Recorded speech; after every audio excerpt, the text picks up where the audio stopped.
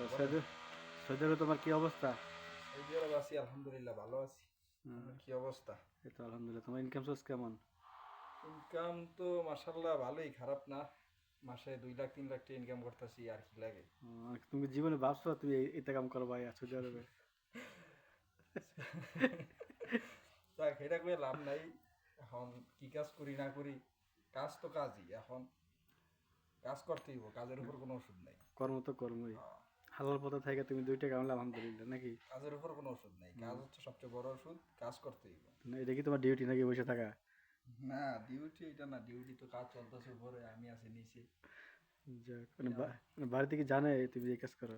বাড়িতে জানে, অবশ্যই জানে না আমি ইলেকট্রিক্যাল কাজ করি, এটা অবশ্যই বাড়িতে মানে জানে। মানে ইলেকট্রিক্যাল কাজ যে বাংলাদেশে যেমন, এটা তো আর এই দেশে এমন না। আমি তো ভাবছিলাম খালি ওই যে কেবল তার লাগামো আর হচ্ছে এইটাই ইলেকট্রিক্যাল কাজ দেশে দেখছি, মানে এই জায়গায় এত দেই পুরাই চেঞ্জ। ইলেকট্রিক্যাল কাজ তার এমন না। আচ্ছা আচ্ছা, এই কথা না। হ্যাঁ, এই যাক, কথা। তাই আপনার কি অবস্থা, না শরীর স্বাস্থ্য তাইলে ভালো নেই? তাইলে বিয়া করেন যাইবো তোমার নাকি?